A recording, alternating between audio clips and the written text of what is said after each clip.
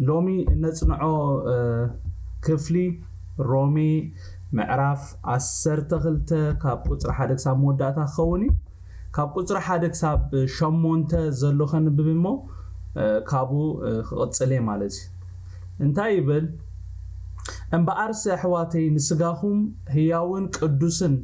ناملاخ بحزبل المسواعت غيركم كتقربو بمحرت املاخ امعدكم الله እዚ ማለት እቲ ናይ ኣእምሮ መንፈሳዊ ኣገልግሎትኩም እዩ እቲ ሰናይን ባሕዘብልን ሙሉእ ፍቃድ ኣምላኽን እንታይ ምዃኑ ምእንቲ ትምርምሩስ ብምሕዳስ ሓሳብኩም ተለወጡ እምበር ነዛ ዓለም እዚኣ ኣይትምሰልዋ ከምቲ ኣምላኽ ንነፍስ ወከፍ ዝዓደሎ መስፈር እምነት ገይሩ ደኣ ብዛዕባ ርእሱ ብልክዕ ይሕሰብ እምበር ካብቱ ዝግቦ ኣዚዙ ከይሓስብሲ ንነፍስ ወከፍ ኣብ ማእኸል ዘሎ በቲ ተዋሃበኒ ጸጋ እብሎ ኣለኹ ከምቲ ኣብ ሓደ ስጋ ብዙሕ ኣካላት ዘሎና እሞ ብዘሎ ኣካላት ከኣ ተግባሩ ሓደ ዘይኮነ ንሕና ብዙሓት ከኣ ከምኡ ብክርስቶስ ሓደ ስጋ ኢና በብሓደ ግና ነንሓድሕድና ኣካላት ኢና ከምቲ ተዋሃበና ጸጋ በበይኑ ዝኾነ ውበት ጸጋ ካብ ዝህልወናስ ትንቢት እንተኾይኑ ብልክ እምነት ይኹን አገልግሎት እንተኾይኑ በአገልግሎት ንጽናዕ ዝምህር ተኾይኑ በመምሃሩ ይጽናዕ ማዓድ እንተኾይኑ በመምዓዱ ዝህብ ተገሪሁ ይሃብ መራህ እንተኾይኑ ብትግሃት ይምራሕ እቲ ዝድንግጽውን በሓጎስ ይደንግጽ ይብለና ሃሌሉያ ሐዋርያ ጳውሎስ ካብ ምዕራፍ 1 ክሳብ 11 ዝበጽሕ ብዙ ሓሳባትና ተዛረበ ይመጽዩ ኣብ ምዕራፍ 1 ክሳብ 3 ኣብ ዘሎ ክፍልታት ማንም ሰብ ብግብሩ ክጸድቕ ከም ዘይክእል ነፍስ ወከፍ ሰብ ጽድቅ ኣምላኽ ከም ዘልዮ ብሰፊሑ ተዛሪቡሎ ካብ ምዕራፍ 3 ክሳብ 5 ኣብ ዘሎ ክፍሊ ድማ እቲ ጽድቅ ኣምላኽ ብመንገዲ ኢየሱስ ክርስቶስ ኣቢልና ጥራሕ ከም ንረኽቦ እዚ ጽድቅ ድማ ኣብ ቅድመ ኣምላኽ ወይ ድማ ኣብ ቅድመ እግዚአብሔር ኣቦ ተቐባልነት ዘለዎ ኮይኑ ነዚ ብኢየሱስ ክርስቶስ ብምእማን ዝርከብ ጽድቅ ኣምላኽ ድማ ኩሉ ሰብ ብስራሕ ዘይኮነስ ብኢየሱስ ክርስቶስ ብምእማን ከም ዝረኽቦ ወይ ድማ ክረኽቦ ከም ዝኽእል ተዛሪቡሎ ካብ ምዕራፍ 6 ክሳብ ምዕራፍ 8 ኣብ ዘሎ ክፍሊ ድማ ናይ ቅድስና ኣገዳስነት ክሳዕ ክንደይ ከም ዝኾነ እንተኾነ ማንም ሰብ ንርእሱ ክቅድስ ከም ዘይክእል እቲ ክቅድሰና ዝከኣሎ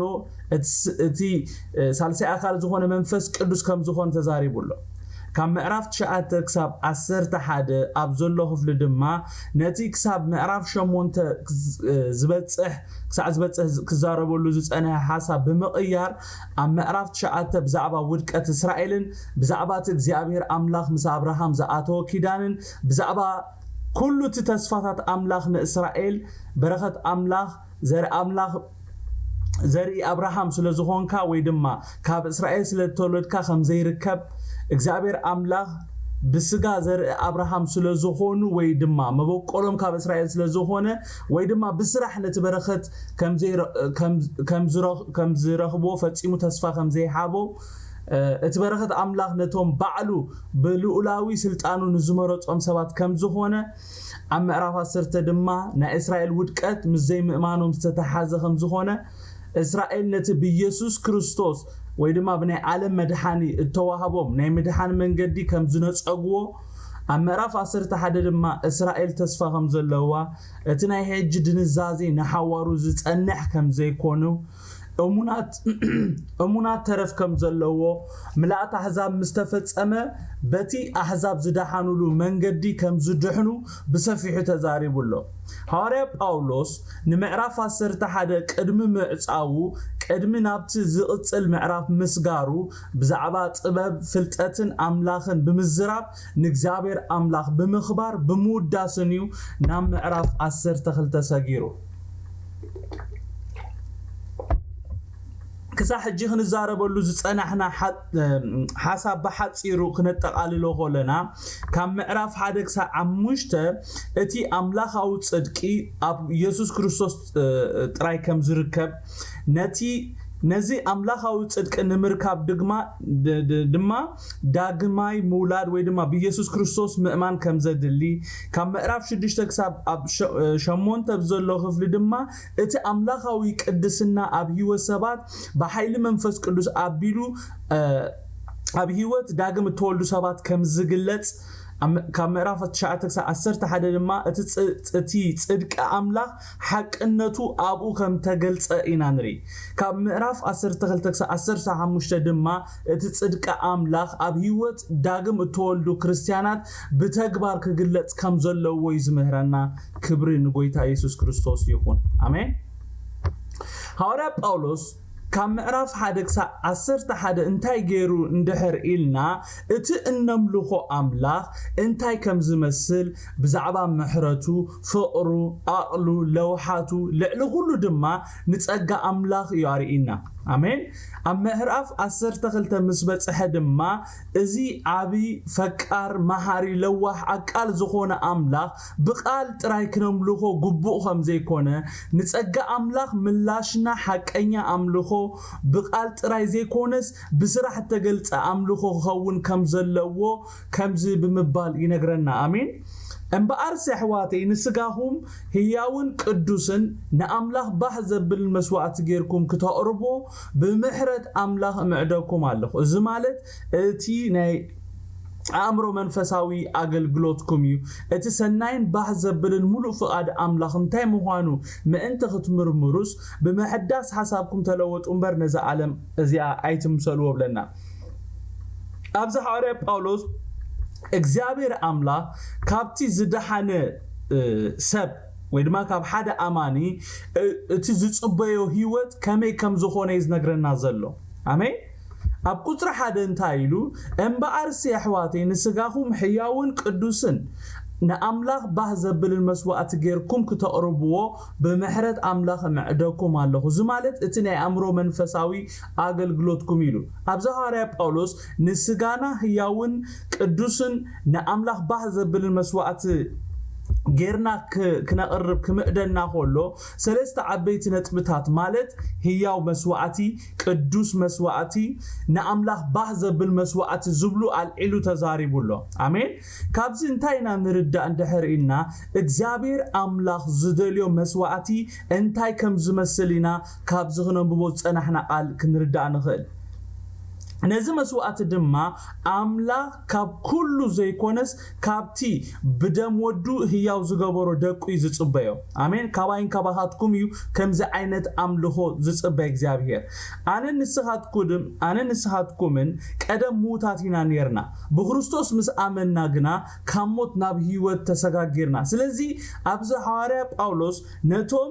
እግዚአብሔር አምላክ ህያዋን ዝገበሮም ሰባትዩ ንስጎኦም ህያውን ቅዱስ نأملاخ بحزبل المسوات غيرهم كأربو زمعدوم زلو حواري ጳውሎስ نسغانا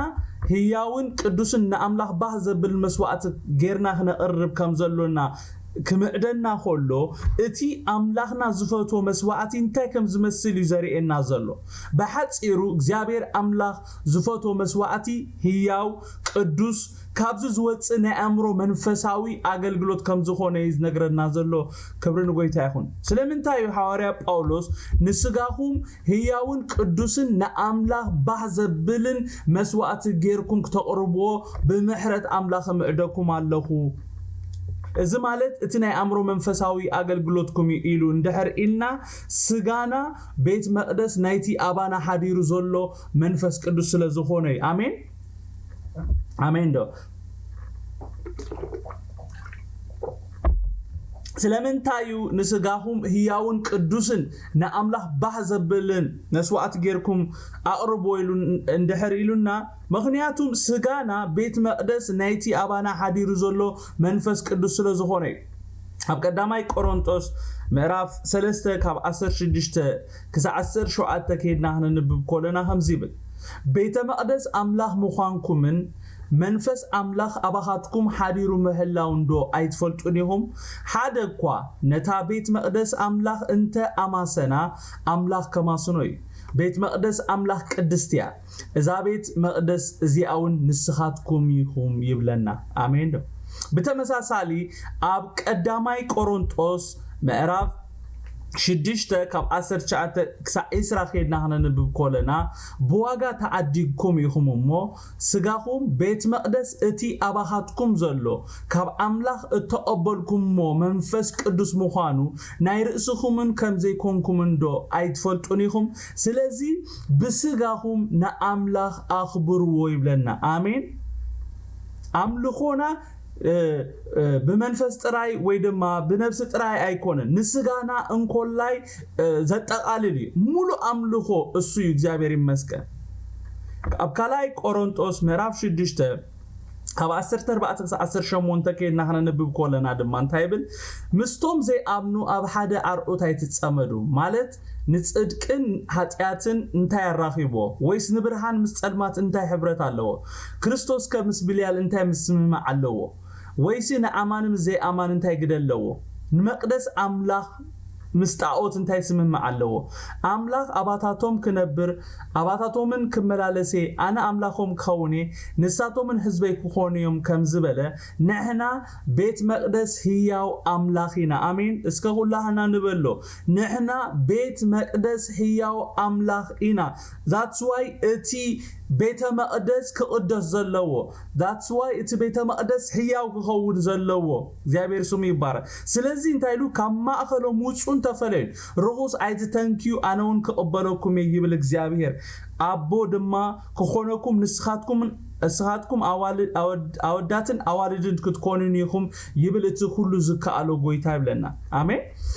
إذا كننببهم زصينا حنا كفلتات كلهم حدا عينت ملئختي بزتفل عليه من قديم زم حلالفولنا اتملئت دما نحنا بيت مقدس اتابانا حديرو زولو كاب املاح اتقبلنايو منفس قدوس كم زخونا ايو زنغرنا زخنن بوصناحنا سلازي كم تحارب ጳውሎስ زبلو بسغانا ناملاح نخبرو كمي غيرناينا بسغانا ناملاح كنخبرو نخير اندحر إلنا نمنفس قدوس زغوي نغرات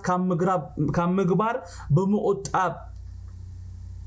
بمنفس قدوس بممرح نتسو زبلنا بمغبار نمنفس قدوس كم زغبا بمخبار إنا ناملاح بسغانا خنخبرو نخيل سغانا ناملاح ام مخبار ابي تراي زصاوت قدوسان امين دو امنتي كمتي اب قداماي ጴጥሮስ 2:9 زبلو ናይ መንግስቲ ካህናቲና አሜን ሐዋርያ ጳውሎስ ኣብ ካልኣይ ቆሮንጦስ 5:21 ንሕና ናይ ምትዕራ አገልግሎት ከም ነገልግል ይዛረብ ስለዚ እዚ ዓይነት አገልግሎት ንምግልጋል እቲ ናይ ሓድሽ ክዳን አገልጋሊ ናይ ግድን እተቀደሰ ማንነት ክህልዎ አሜን ዶ እቲ ሊቀ ካህን እቲ ኣብ ቅድሚ እግዚአብሔር ከኣቱ ዝተፈቀደሉ እንኮ ሊቀ ካህን ኣብ ዓመት ሓንሳብ ዘኣቱ በቃ ርግጸኛ ስለዘይከውን ብጣዕሚ ከምቲ እግዚአብሔር ኤክስፔክት ዝገብሮ ተቀዲሱን አይተቀደሰን ስለዘይፈልጥ እግሩ ብሰንሰለት ተኣሲሩ ይዛኣቱ ናብቲ ቅዱስ ዝኾነ አምላኽ ኣትዩ አገልግሎት ክገብር ተርዲኹም ነው ቅዱሳን ስለዚ እቲ እዚ ዓይነት እዚ ናይ ምትዕራ አገልግሎት ክነገልግል ናይ ካህን አገልግሎት ክነገልግል ኣነን ንስኻትኩምን ናይ ግድን እተቀደሰ ማንነት ክህልወና ኣለዎ ንስጋና ህያውን ቅዱስና አምላኽ ባህ ዘብል መስዋዕት ጌርካ ምቅራብ ማለት ንክርስቶስ አባና ክነብር ምፍቃድ ማለት አሜን ሐዋርያ ጳውሎስ ኣብ ገላትያ 2:10 ዘረብ ኮሎ እንታይሉ ግናኸ ክርስቶስ ያባይ ዝነብር ዘሎ እምበር ደጊም أنا يكون زنبر زلله إذا حجب السجا زنبر زلله دما بأمنة بتزفكرني ما أنتي والنفس زحلة اللي ود أملاخ يزنبر زلله إلى النالو سلازي هياون قدوسن نأملاخ بهذا بالمسوات مالت إزي آمين قويتا يسوع كريستوس بمنفس وابانا خنبر مفكادي أبقطر خلته كننبب كلنا دما اتسناين بحزبلن مولؤن فقاد املاخ انتي مخانو انت ختمرمروس بمحداس حسابكم تلوط انبر نزا عالم زيا ايتم سلو يبلنا كابز قال اتقداماي نمهارو ነገር انتايو فقاد املاخ سناين بحزبلن كم زخونينا نمهار ካልኣይ ንመሃሮ ነገር ድማ ነቲ ሰናይን ባህ ዘብልን ሙሉእ ፍቃድ ኣምላኽ እንታይ ምዃኑ ክንምርምር ብምሕዳስ ሓሳብና ክንልወጥ ከም ዘሎና ነዛ ዓለም እዚኣ ክንመስል ከም ዘይብልና ኢና ንመሃር ብምሕዳስ ሓሳብ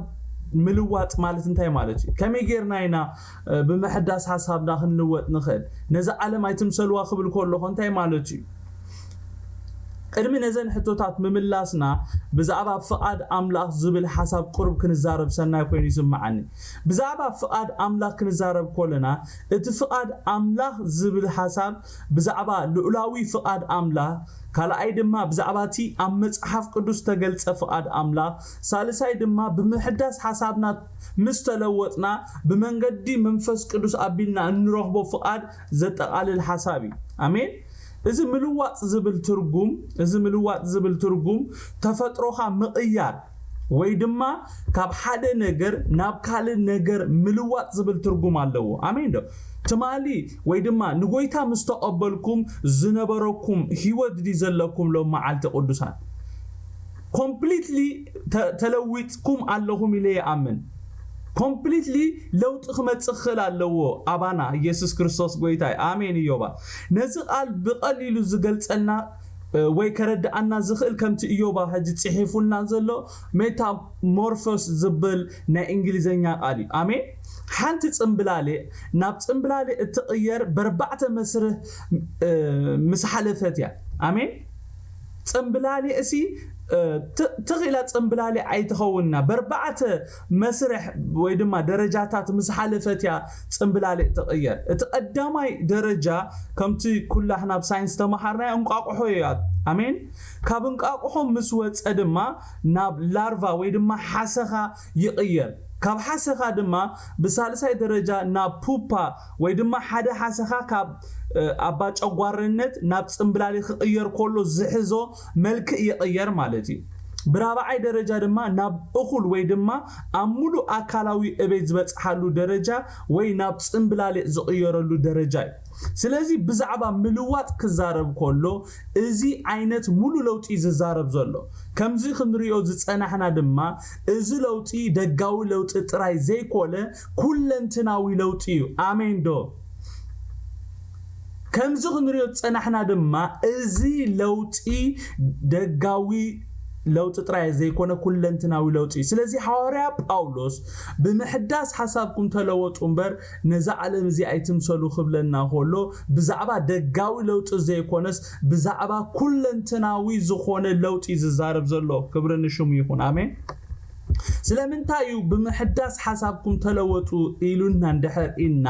ንስጉምትና ኣተሓሳስባና ስለዝውስኖ እዩ ምሳይ ኣለኹም ዶ ዋይ ብዛዕባ ሓሳብ ዝዛረባሉ ሐዋርያ ጳውሎስ ስለምንታይ ብምሕዳስ ሓሳብኩም ተለወጡ ኣተሓሳስባኩም ለውጡ the way you think ከመይ እቲ ተሓስብዎ ኣተሓሳስባኩም ክልወጥ ኣለዎ ኢሉና እንደሕርኢልና ምኽንያት ንስጉምትታትና ኣተሓሳስባና ስለዝውስኖ እዩ ኣብ ምሳሌ 23:7 እንታይ ይብል ብላዕስተ ይብለካ ውሽጡ ግና ተጸባጻቢ ሞ ልቡ ምሳኻ አይኮነን ይብል እዚ ቃል እዚ በእንግሊዘኛ ከይና ከነንብቦ ኾለና እንታይ ይብል for as he thinks in his heart so is he አሜን ሰብሲ ከምቱ ዝሓስቦ ሆሙ እዩ ማለት እዩ ኮሙ ይዝብለካ በኋላ በአፉ ካሊ በለካምበር እቲ ኣብ ውሽጡ ዘሎ ሓሳብ ግን ካሊዩ ነቲ ኣብ ውሽጡ ዘሎ ሓሳብ ድማ ይሰብ ዝገብር ይዝብለና ዘሎ ብዚ በመሐረኛ እንታይ ይብል በልቡ እንዳሰበ እንዲህ ነውና ብላ ጠጣ ይልሃል ልቡ ግን ካንተ ጋር አይደለም ይብለና አተሐሳስባኻን ማለት ልብኻን እቲ ኣብ ውሽጡ ዘሎ ሓሳብ ካን እቲ ዝብሎን በበይኑ ማለት እዩ ስለዚህ እንድሕር ከምቲ ንሓስቦ ኮይና ወይ ሕጂ ነብሮ ዘለና ህይወት ውጽኢት ናይቲ ንሓስቦ እንድሕር ኮይኑ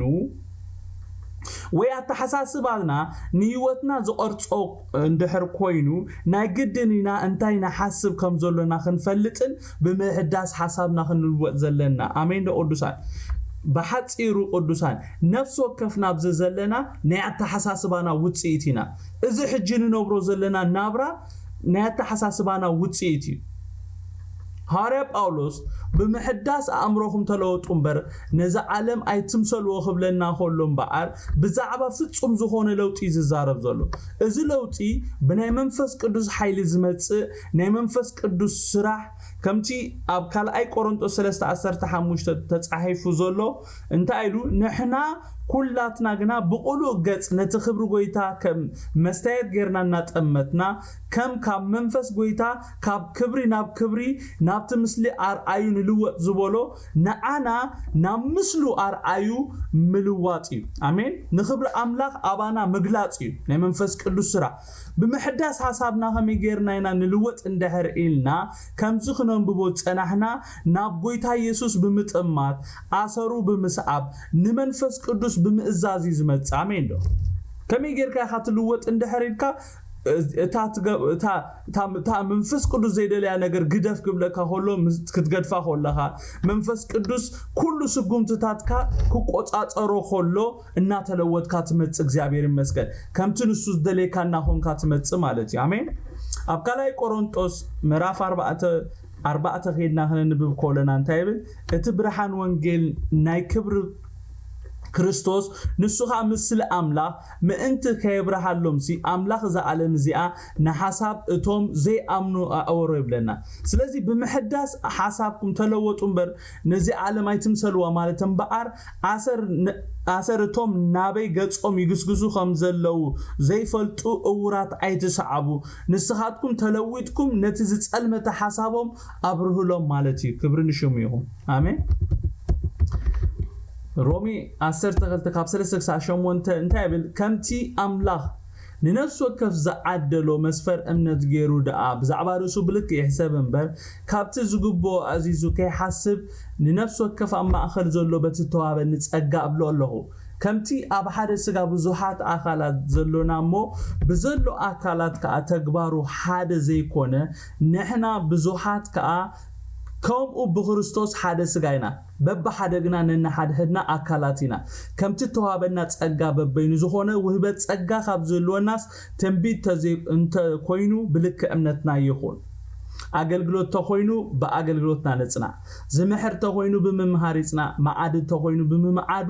ዝህብ ተገሪሁ ይሃብ መራህት ተኮይኑ በትግሃት ይምራ እቲ ዝድንግጹን በሐጎስ ይደንግጽ ይብለና ሐዋርያ ጳውሎስ ሕጂውን ካብ አተሐሳስባ ዝብል ሐሳብ ከም ዘይወፀይና ኣብ ቁጥር 3 ነንብብ ዘሎና ካብዚ እነጽንዖ ዘለና ክፍሊ ንመሃሩ ኣብ ትምህርት እንታይ እንደህር ኢልና አተሐሳስባና ክሳዕ ክንደይ ቅኑዕ ክኸውን ከም ዘለዎ ኢና ንመሃር ኣብ ቁጥር 3 እንታይሉ ከምቲ አምላኽ ንነፍስ ወከፍ ዘዓደሎ መስፈር እምነት ገይሩ ደኣ ብርሱ بلك يحسب انبر كابتو زغبو عزيزو كي حاسبسي نفس وكف اما اخر زلو بتتواب نصقا ابل الله خيلو حواريا ጳውሎስ በዝቃል ጌሩ እንታይ ክምረና ደሊ ዘሎ እንደህር ኢልና ትሕትና ይክምረና ደሊ ዘሎ አሜን አብዚ حواريا ጳውሎስ እቲ መንፈሳዊ ውበታትና ካብ መስበር ከየውፃና ይዝምዕደና ዘሎ ክብርን ጎይታ ይኹን አብዚ ትሕቲልና በቲ ጎይታ ዘሃበና መንፈሳዊ ውበታት ናሓድሕና ብምቅባል ክነገልግል ይዝምዕደና ዘሎ እንድሕሪ ነፍስ ወከፍና አካል ክርስቶስ ኮይና ከምቲ አይንና ኣብ እዝና ዘይትምካሕ ወይ ኢድና ኣብ እግርና ዘይምካሕ ነፍስ ወከፍ ክፍለ አካላትና ግና ተሰማሚዖም ነቲ ተፈጥሩሉ ዕላማ ሰርሑ ከምኡ ንሕና ድማ በቲ ተዋሃበና ጸጋ እሙናት ኮይና ነገልግል ይዝብለና ዘሎ ክብርን ጎይታ ይኹን ኣብ ቁጥር 4:5 እንታይብል ከምቲ ኣብ ሓደ ስጋ ብዙሕ አካላት ዘሎና ሞ በዘሎ አካላት ካተግባሩ ሓደ ዘይኮነ ነህና ብዙሓት ካአኸሙ በክርስቶስ ሓደ ስጋይና በባ ሓደ ግና ነና ሓድህና አካላት ኢና ይብለና ኣብዚ እንታይ ዝብለና ዘሎ ከምቲ ስጋና ሓደ ክነሱ ብዙሕ አካላት ዘለዎ ነፍስ ወከፍ አካላት ድማ ነናቱ ስራሕ ዘለዎ ግን ከአን ናሓድሕዶም ተመራኽስቲ ወይ ድማ ናሓድሕዶም ተደጋጊፎም በሓባርን ብግልን ዝሰርሑ ክርስትናኻ ከምኡ ናይ ሓባርን ናይ ግልን ከም ዝኾኑ ኣብዚ ዛረበና ዘሎ አሜን ዶ ክርስትና በይንና ንኸዶ ጉዳይ አይኮነን ብግልኻ ትነብሩ አሎ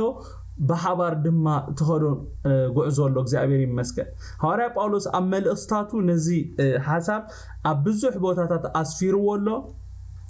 موكس تقسطات اندحر ليهم اب قداماي قرنطوس مዕራፍ 12 ካብ 12 ክሳብ 27 كمون اب ኤፌሶን 1 23 ኤፌሶን 4 ቁጥር 4 ቁጥር 12 16 كمون ኤፌሶን 5 30 اب ቆሎሴ 1 18 ቁጥር 24 كمون ድማ ቆሎሴ 2 19 ብዛዕባ ተዛሪብሎ ኣብዚ እቲ ንሕና ብዙሓት كأكمو بخرسوس حدث جاينا زبل حسب نتي أب أمنت زلوا حبرتن بزهنتن ويدما unity and diversity زجلس آمين دو نزه حبرتنان بزهنتنان نتي عبت الأخوة تاني مفتش أمنبر كنوا دادرلو كم زي بالنايو أبزز نجرنا زلوا بزخن أمن كنكلالنا بزح أبناي إثيوبيان إريتريان بتغرستان شجر زلوا أب دايفرسيتي مئمان تأجمالو فللي ناسي نسهلنا خمسة مئمان نشجرينا نتفلي زبالة إجزاب تأجازا حابو إجزابير ويدما فللي ناسي نبنفيتنا خمسة مقبل بتعميز سلازي شجرنا نخولو سب شافلي كحد نجر مسرحيو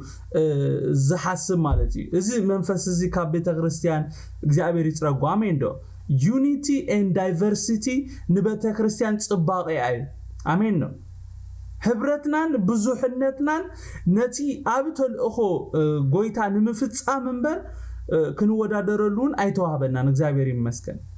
سلازي أب unity أب diversity زأمن تولد دخن كون علينا إجزابير سمو يبارك كابانا فلي زبالة نجر ويد ما استفلا يسبترينا كمان أخون كنبلو يبلنا إجزابير يمسكن آمين دو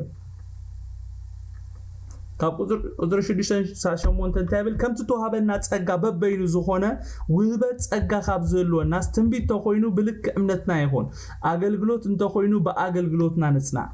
زمهر تخوينو بممهارو يصنع معاد تخوينو بمعادو ذهب تجريه يهاب مراحن تخوينو بتجهات يمرح أتزيد دنقصون بحاجوسي دنقص إبلنا كم زهنا بوت أنا حنا أتتأجا بعلنا تعيرنا زمت أنا يو ويد ما بخلتنا زرخبنا يو أيقونن آمين دو أزخنا أمن كنكلالنا تأجا كابك زابير بنت أستقبلنا يو وبتي نتأجا أملاخ كابتو وهابي تقبلنا يو وبتي تأجا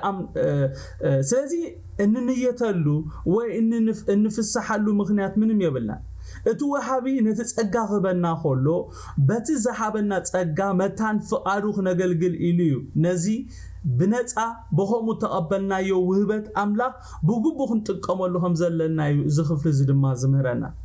أبي فيسون 4 شعات كيدنا خلنا نبب كلنا نتابل جناها بمسفر وهبت كريستوس لنفس وكف تأجا تواهيوي بلنا آمين سلزي نفس وكفنا بتستوابنا منفساوي وهبتات كنا أي كلنا بلك أمنتنا خخون كم زلوا إينا كاب زخف لنمهار كاب زخف لنتاينا نمهار حدا وحابت تأجا بعلو منفس قدوس كم زخونه كلا أيدما تنبيت أجلجلوت ممهار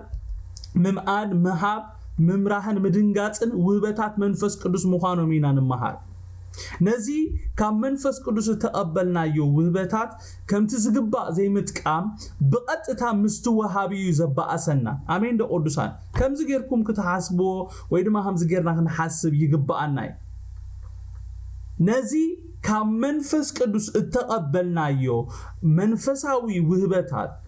كم تزقبا زي متقام ويدما كم توهابي زدليو غيركا زي متقام بقطتا مستوهابي يزبا أسنا حقيدو سلازي بتغويتانا زحابنا وهبتات امونات كنكون كم زلوناينا كاب زخف لزي نمهار زي ابي رزمستو على زي هابنا امين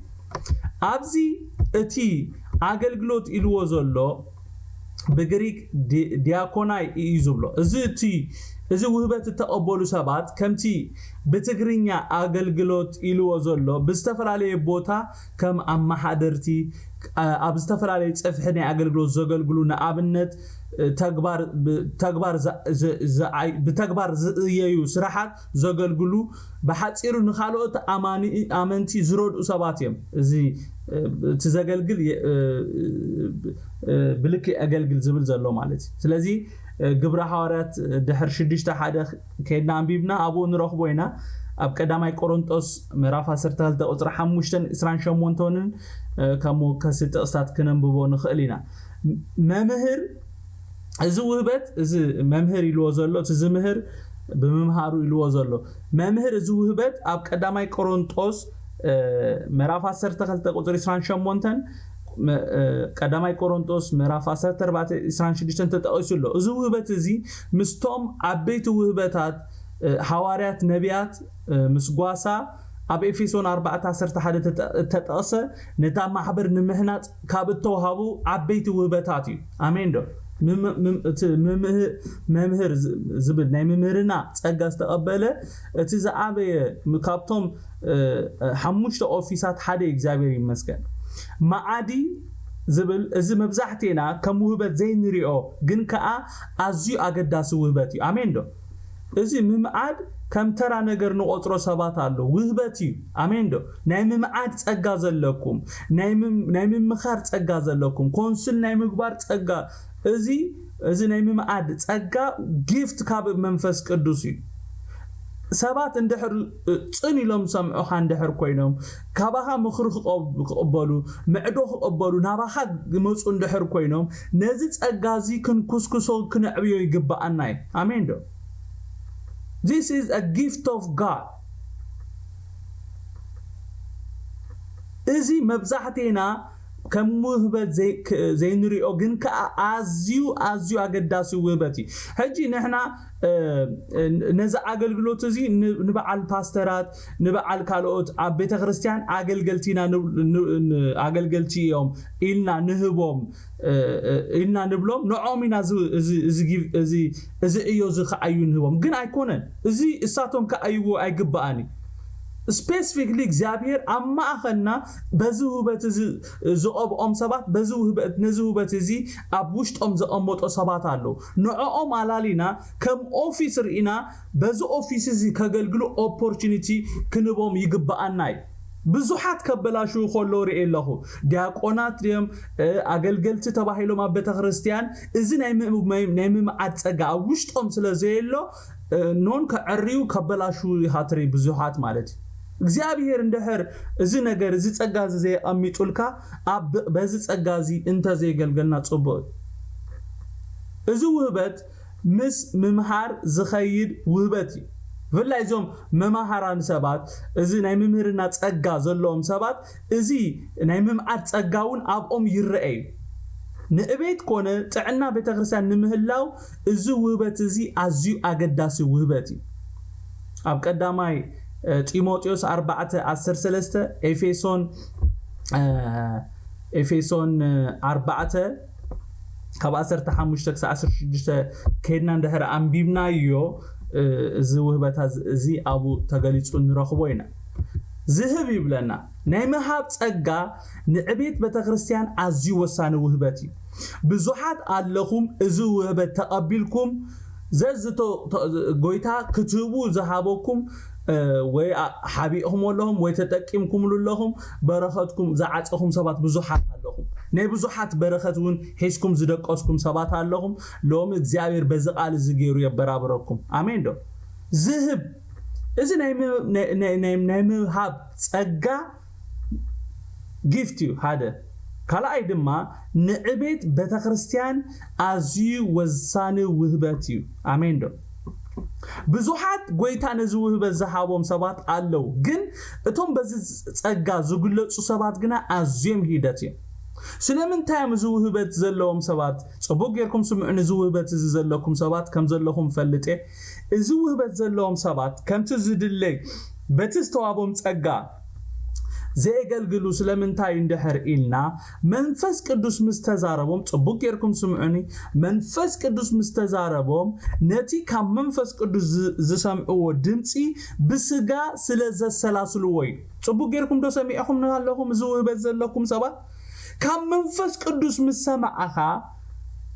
ቀልጢፍካ ክትገብሮ ክትክእል ኣለካ ቀልጢፍካ ክትእዘዝ ክትክእል ኣለካ ናይ መንፈስ ቅዱስ ድምጽ ዝተላልማመድካ ሰብ እንድሕር ኮይንካ ነቲ ብመንፈስ ዝሰማዓኻዮ ብስጋ ከተሰላስሎ እንድሕር ጀሚርካ ኣይትእዘዞን ኢኻ እዚ እንታይ ማለት እዩ ንኣብነት ጎይታ ከድካ ወይ ከድኪ ንሰለሞን ክንድዚ ገንዘብ ሃብዮ እንድሕር ኢሉካ ወይ ድማ ንኢዮብ ከድኪ ኣስቤዛ ገዚእኺ ኣብጽሕሉ እንድሕር ኢሉካ ወይ ኢሉኪ ኣብ ክንዲ ነዚ ድምፂ ንእዘዞ ምስ ሰማዕናዮ ብቐጥታ ነቲ ጎይታ ዝበለና ንእዘዞ ብዛዕባ እቲ ሰብ ይሓስብ ሰብ ይጅምር ተረዲኹምኒ እንተ ዘይተቐበለኒኸ እንታይ ክብለኒዩ ናብ ዝብል ነገር ይኣቱ ሽዑ ካብ በረኸቶም ይጎሉ በረኸት ሰብ ድማ የግድሉ ማለት እዩ እቲ ቃል እቲ ዝህብ ተገሪሁ ይሃብ ዝብል እስኪ ኩላትኩም እቲ ቃል እቲ ዝህብ ተገሪሁ ይሃብ ዝብል ተገሪሁ ይሃብ ዝብል ኢልኩም ጽሓፉ ተገሪሁ ኣሰላሲሉ ኳልኩሌት ገይሩ ኣውጽዩ ኣውሪዱ ኣይኮንን ዝብል እቲ ዝህብ ተገሪሁ ይሃብ ዝብል ተገሪሁ ማለት ናብ ካልእ ሕቶታት ምሕታት ወይ ምስትንታን ኣይእቶ ማለት እዩ ሎም እግዚአብሔር ንነፍስ ወከፍና ብምእዛዝ ይባርከና አሜን ዶ በረኸት ናይ ሰባት ሂዝኩም ኣይትደቅሱ ተኣዘዙ እቲ በረኸት ነቲ ተረዲኹም ሕጂ ጎይታ ኢሉኩም ንስኻትኩም ተዘይተኣዚዝኩም ካልኦት ዝእዘዙ ሰባት ኣለዎ ጎይታ ግን ንኣኺ ክባርኽ ስለ ዝደሊ ጥራዩ ነዚ ድምፂ ዝናባኻ ዘምጾ ዘሎ እምበር በዚ ጸጋ ዝኽትኣቢ እንደገና ድማ እቲ ዘርኦ ነገር ክበዛሓልካ ስለ ዝደሊ እዩ እምበር ጎይታሲ ሰባት መሊኦም ኣሎ እግዚአብሔር ይመስገን አሜን ዶ ስለዚህ ክሳዕሎም ዘይተኣዘዝኩም ጎይታ እናተዛረበኩም እዚስ ካብ ጎይታ ዲ ካብ ሰይጣን እናበልኩም ነትን በረኸት ናይ ሰባት ተደናጉዩ ሰባት በረኸትኩም ድማ ተዓጹ ሰለኹም ሰባት ኣይትተዓሸው ሰይጣን ኣይዕሸወኩም አሜን ዶ እቲ ዝህብ ተገሪሁ ይሃብ ዝብል በዚ ውህበት እዚ ጎይታ ዝቐባኣኩም ወይ ድማ እዚ ውህበት እዚ ኣባኹም ዘቐመጠ ከም ዘቐመጠ ትፈልጡ ሰባት ጎይታ ክዛረበኩም ከለኹም without compromising ክትእዘዝዎ እግዚአብሔር ይደግፈና አሜን መራሂ እቲ ዝመርሕ ኢሉ ዝመርሕ እንታይ ኢሉ ብትግሃት ይምራሕ ኢሉ ቅዱሳን እዚ ናይ መሪሕነት ሓላፍነት እዚ ሓላፍነት እዚ ትግሃት ዝሓትት እዩ አሜን ዶ ሰይሉ ሰብ መራሒ ክኸውን ይደሊ ግን ካ ሕኩይ ሰባት ክበጽሕ ከማን ዘይክእል ከገልግል ዘይክእል ከተግዝ ዘይክእል ግን ካ መራሒ ክኸውን ይደሊ ማለት ንኣብቲ ናይ መሪሕነት ቦታ ኮፍ ክብል ይደሊ ማለት መራሒ እቲ ዝመርሕ እንታይ ኢሉ ብትግሃት ይምራሕ ኢሉ እዚ ሓላፍነት እዚ ቅዱሳን ትግሃት ዝሓትት እዩ ስለዚ እንድሕር እዚ ውህበት እዚ ተቐቢልናሎና ክንተግሃሎና ማለት እዩ መራሕቲ ኩሉ ግዜ መራሕቲ ዝብል ቃል መራሒ ማለት ቀድሚት ዝኸይድ ማለት እዩ መራሒ ማለት ቀድሚት ዝኸይድ ሓሊፉ ዝጸንሕ ማለት እዩ ስለዚህ መራሕቲ ሓሊፎም ክጸንሕሎ ነቲ ህዝቢ ሓሊፎም ክጸንሕለዎ ነቲ ዝመርሕዎ ሰባት ሓሊፎም ክጸንሕሎ ከምኡ እንድሕር ዘይኮይኑ እቲ መራሒ ኩሉ ግዜ ምስተዋረደ እዩ ምክንያቱም እቶም ህዝቢ ስለዝቀድምዎ ማለት እዩ አመሪሕነት ዘለና ሰባት ትግሃት ይሓትት እዩ ብትግሃት ንምራሕ አሜን ዶ ዝድንግጽ ኢሉ ዝድንግጽ በሓጎስ ይደንግጽ ይብለና እናተሓጎስና ዘይንገብሮ ነገር ጽቡቕ ከም ዘይኮነና ካብ ዝቃል ዝንርዳ ቅዱሳን እቲ እንድንግጸሉ ዘለና ሰብ ካብቲ ንህቦ ንላዕሊ ንገጽና ይዝርኢ አሜን ዶ ቅዱሳን አምሃሩ እንታይ ይብሉ ከፍትፍቱ ፊቱ ይብሉ ማለት ሓቀይዶ ስለዚህ ክድንግጽ ኮለኻ ነቲ ትድንግጸሉ ሰብ በቃ ክሸማቀቅ እንዳገበርካ ርእሱ ኸድንን እንዳገበርካ ኣይትደንግጸሉ ይትረፎ ተሸቆሮ እንድሕር ኮይንካ ሓገስካ ይትረፎ ሓቀይዶ do it with compassion በቃ ብድንጋጽ ግቦሮ በቃ በፍቅር ግቦሮ ይዝብለና ዘሎ አሜን ዶ በሓጎስ ይደንግጽ እቲ ንድንግጸሉ ዘለና ሰብ ካብቲ ንህቦ ንላዕሊ ንገጽና ይዝረይ ስለዚህ ኻዩ ቃል አምላኽ እዚ ዝድንግጽ በሓጎስ ይደንግጽ ይብለና ባሕና በለካ ግቦሮ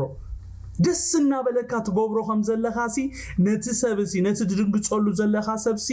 አርእዮ ፕራክቲካሊ ይዝብለና ዘሎ እግዚአብሔር ስሙ ይባረክ አሜን ዶ ዛባ መንፈሳት ውበታት ክንፈልጥ እንድሕር ደሊና ቅዱሳን ኣብ ቀዳማይ ቆሮንቶስ ምዕራፍ 12 ኣብ ሮሜ 12 ኤፌሶን 4 ኣብ ቀዳማይ ጴጥሮስ 4 ከድና ከነንብብ ንኽእል ኢና እንድሕር ኣብኡ ከድና መውፅእ ስለ ዘይንረክብ ክቕፅል ማለት ካብ 9 ክሳብ 15 እንታይ ይብለና ፍቕሪ ብዘይግብዝና ተኹን ንኽፍኣት ፈንፍንዎ ኣብ ሰናይ ልገቡ ንሓድሕድኩም ብምክብባር እናተቐዳደምኩም ብፍቕሪ ኣሕዋት ንሓድሕድኩም ብለውሓት ተፋቐሩ አሜን ንምትጋዕ ኣይትተሓከዩ ብመንፈስ ተቃጸሉ ንእግዚአብሔር አገልግሉ በተስፋ ተሐጎሱ በጸበባ ተዓገሱ ጸሎት አዘውትሩ በዘልዮም ንቅዱሳን አማቀሉ ንምቅባል ጋሻ ተቀዳደሙ ንዝሰጉኹም መርቁም በራይ ትርገሙ ምስቶም ዝሕጎሱ ተሐጎሱ ምስቶም ዝበኺዩ በኸዩ ብለና አብ ቁጥር 9 كم زهنم بوصنحنا انتايلو فقري بزي جبزناتكون نخفات فنفنو عبسناي لغو نحدهدكم بمكببار انات قدادمكم بفقر احوات نحدهدكم بلوحات تفاقرو يبلنا امين مفقار يخونلنا جبزنا مالت زي كون كايو كون كامقرا مالت سلازي فقر بزي جبزناتكون كبلنا هولو انتاي زبلنا زولو اتا اب نحدهدنا كونه اب كالو زلنا فقري نصحتن حقኛን تكون مالتي امين فقري ጎይታ ኢየሱስ ክርስቶስ ናቱ ደቀ መዛሙርቱ ምዃንና እንልለየላ መለለይትና ክትከውን ዘሐርያ ናቱ መንነት አሜን ፍቅሪ ጎይታ ኢየሱስ ክርስቶስ ናቱ ደቀ መዛሙርቱ ምዃንና እንልለየላ መለለይትና ክትከውን ዘሐርያ ናቱ ማንነት አሜን መጽሐፍ ቅዱስና አምላክ ፍቅሪ ከም ዝኾነ ይነግረና ንፍቅሩ ድማ በተግባር አብ ኢየሱስ ሪኢናዩና ስለዚህ ፍቅሪ በዘይ ግብዝና ተኹን ንኽፍአት ፈንፍንዎ አብ ሰናይ ልገቡ ማለትም በአር ፍቅርና ልክ ከም አምላክና መድኃኒና ኢየሱስ ክርስቶስ በተግባር ዝተሰነየ ይኹን ማለት አሜን ደቁዱሳ ተግባር ዘለዎ ፍቅሪ ይኹን ይዝብለና ዘሎ ወይታ ኢየሱስ ክርስቶስ ሰኡሉ ይፈተኩም አይኮነን ነቶም ዘፍቀሮም ሳሞዳት አፍቀሮም እኮ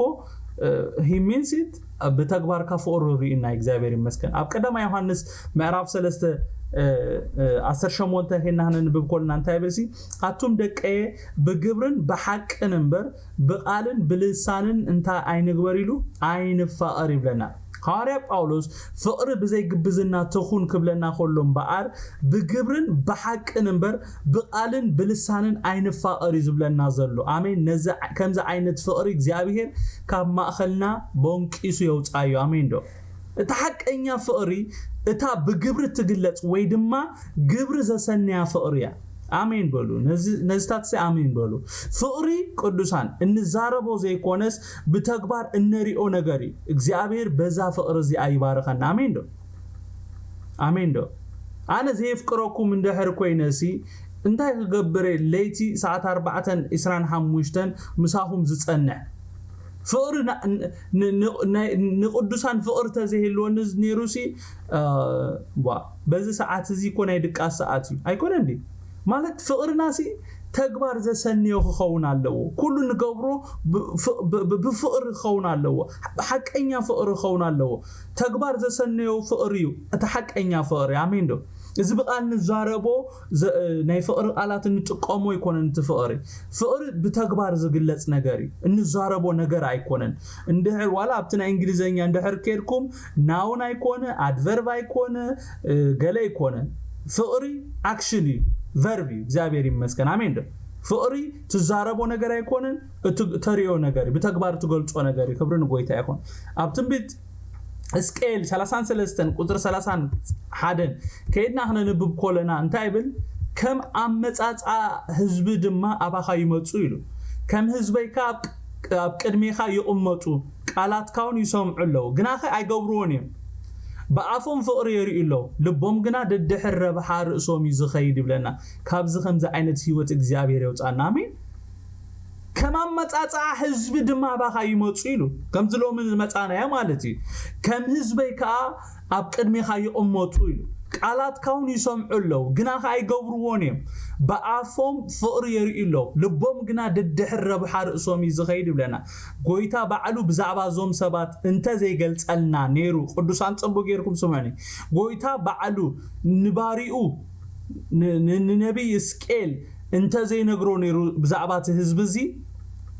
በቲ ዞም ሰባት ዝዛረብዎን በቲ ዘርእይዎን ነገራት ምትዓሸወ ነይሩ ሓቀይደ ቅዱሳን እዞም ሰባት ምናልባት ንሰባት ከዕሹ ይኽእሉ ይኾን እዮም ነቲ ልብን ኩላሊትን ዝምርምር አምላክ ግና ከዕሽዎ ፈጺሞም አይክእሉን እዮም እዚ ስለዝኾነ ከአዩ ነዚ ምስጢር ንባሪኡ ዝነግሮ ዘሎ ናይዞም ሰባት ህይወት ክንሪኦ ኾለና ግብዝና ዝመልኦ ህይወት እዩ በአፎም ፍቅር የርእዩ እቲ ልቦም ግና ድድሕረብ ሓርእሶም ይዝኸይድ ፍቅሪ ብዘይ ግብዝና ተኹን ንኽፍኣት ፈንፍንዎ ኣብ ሰናይ ልገቡ ማለት እምበኣር እዚ እግዚአብሔር ካብ ከምዚ ዓይነት ህይወት ይሐልወና አሜን ኣብ ቀዳማይ ጢሞቴዎስ ምዕራፍ 5 ከይድና ክንንብብ ኮለና ከምዚ ይብል እታ መደምደምታ ትእዛዝ ግና ፍቅሪ ካብ ንጹህ ልቢ አሜን አሜን ካብ ሰናይ ሕልና ካብ ልግሚ ዘይብላ እምነት ይብለና አሜን ዶ ደስ ክብለካ ዝቃል እዚ ኣብ ዮሐንስ 10:3 ካብ 34-35 ከይድና ክንንብብ ኮለና ንሓድ ሕድኩም ክትፋቀሩ ከምቲ ኣነ ዘፍቀርኩኹም ከምኡ ጌርኩም ከኣ ንሓድ ሕድኩም ክትፋቀሩ ሓድሽ ትእዛዝ እህበኩም ኣለኹ ንሓድ ሕድኩም ፍቅር እንተላትኩም በዚ ደቀ መዛሙርተይ ምዃንኩም ኩሉ ክፈልጥ እዩ ደጊመ ከንብቦ ዝቃል እዚ ደስ ብለኒ ንሓድ ሕድኩም ክትፋቀሩ ከምቲ ኣነ ዘፍቀርኩኹም ከምኡ ጌርኩም ከኣ ንሓድ ሕድኩም ተፋቀሩ አሜን እግዚአብሔር አምላኺ በዚ ፍቅር እዚ ባረኸና አሜን ከምቲ ንሱ ዘፍቀረና ንሓውና ክነፍቅሮ ንሓፍትና ክነፍቅራ አሜን ዶ አቱም ሰባት ናይ ፍቅር ስታንዳርድ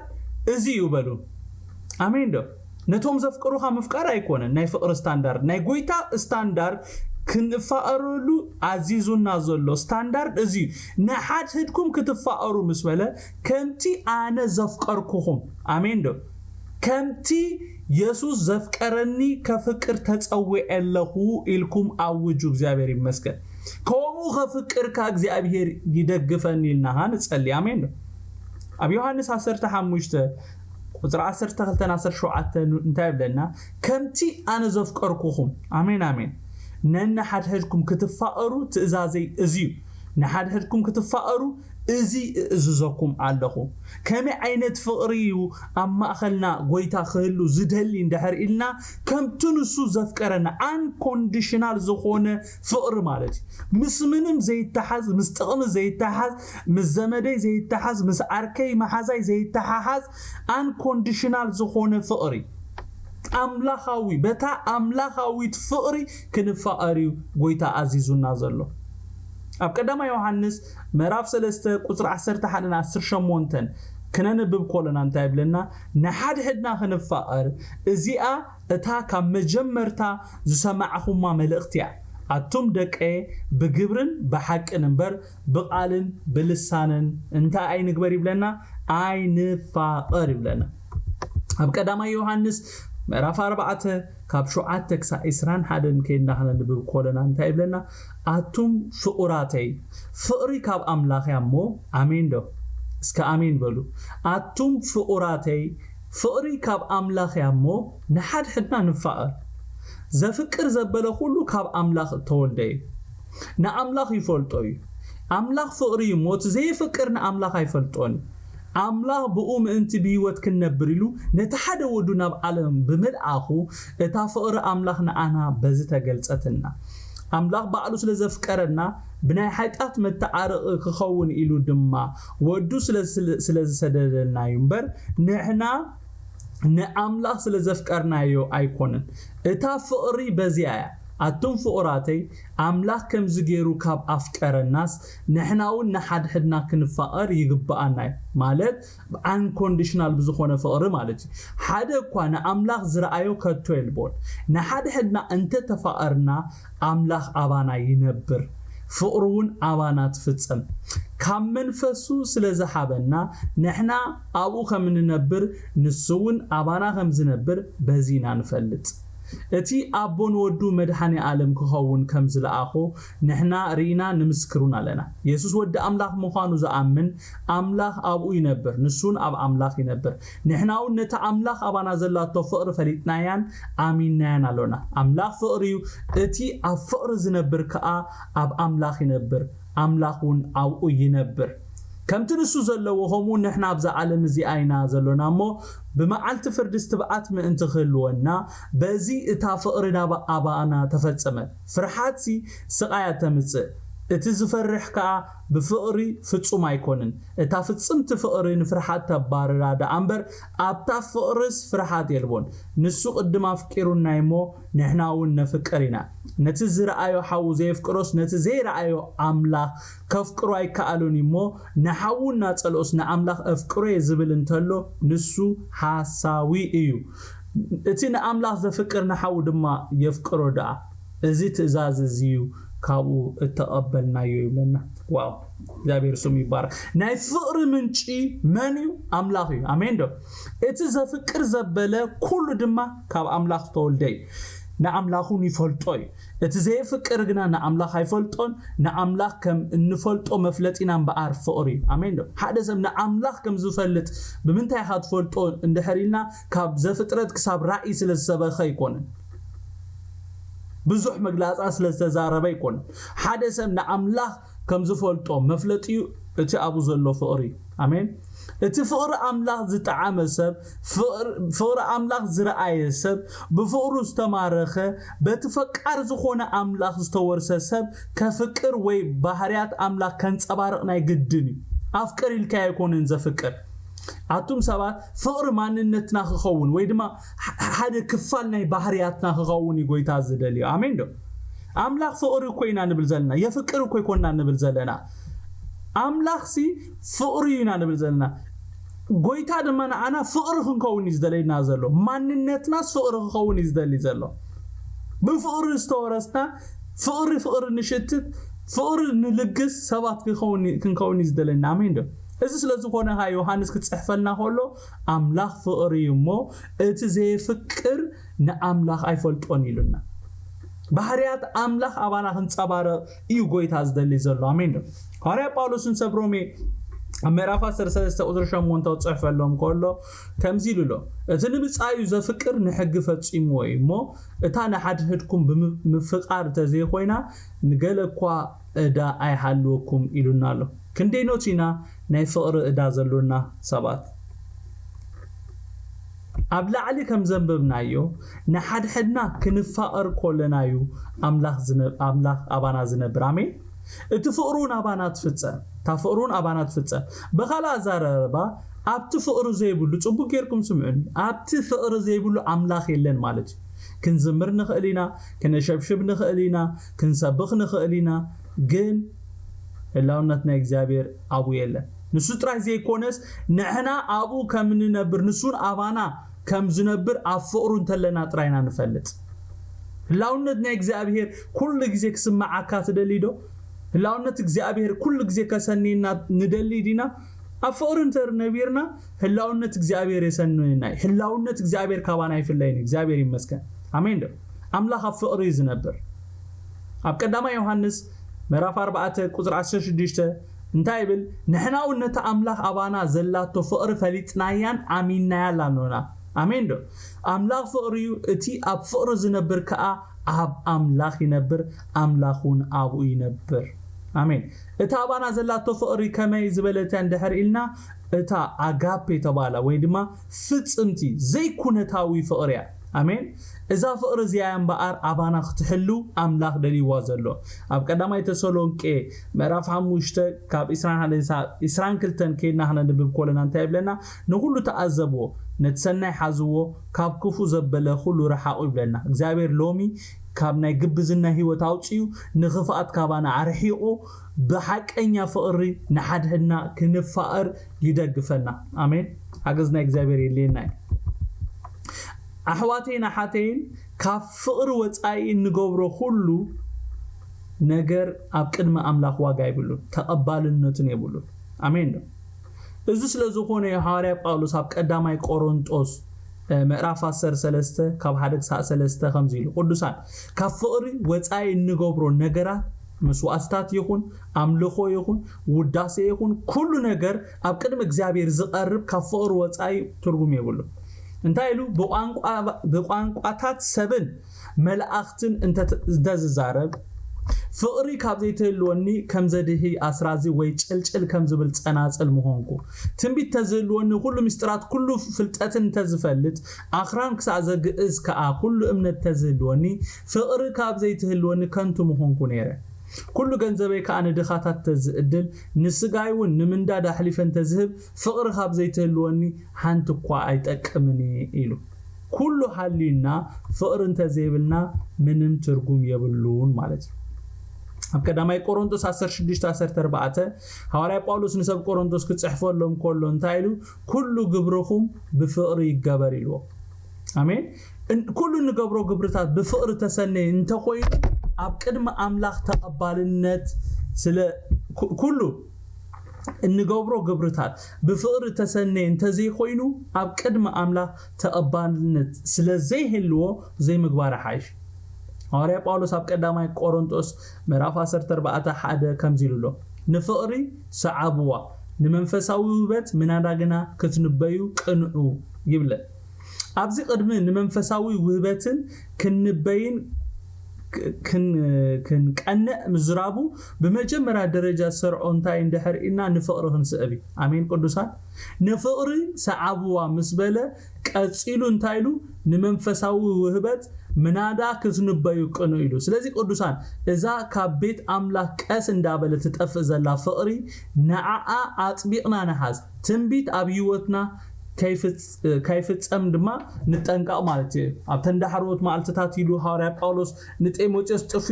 ጽሒፉሉሎ ሓቀይዶ እንታይ ኢሉ ኣብ ካልኣይ መልእክቲ ጢሞቴዎስ ምዕራፍ 3:1-7 እንታይ ኢሉ ኣብ ተንዳሕሮት ማልታት ግና ክፉእ ዘመን ከም ዝመጽእ ዝፍለጥ ሽዑ ሰባት ፈተውት ርእሶም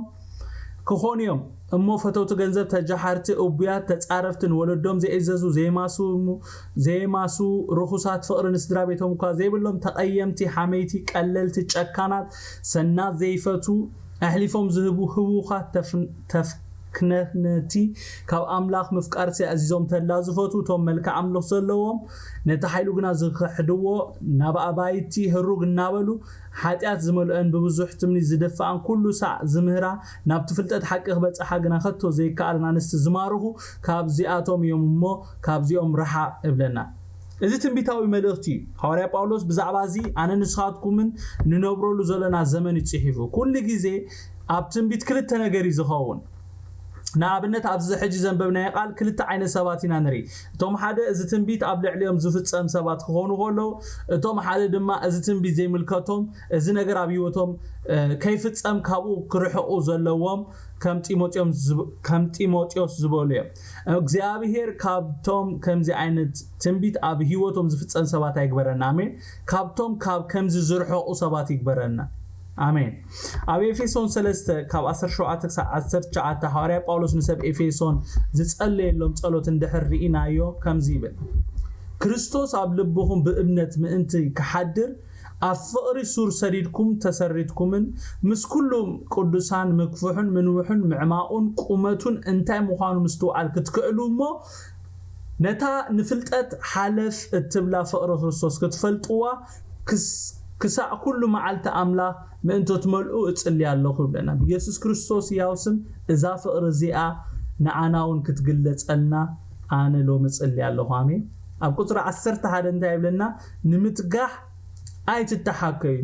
ብመንፈስ ተቃጸሉ ንእግዚአብሔር አገልግሉ ይብለና ኣብዚ ሐዋርያ ጳውሎስ ሰለስተ ዓበይቲ ነጥብታት ኣልዒሉ ዝዛረብ ዘሎ እቲ ቀዳማይ ነጥቢ እንታይ ኢሉ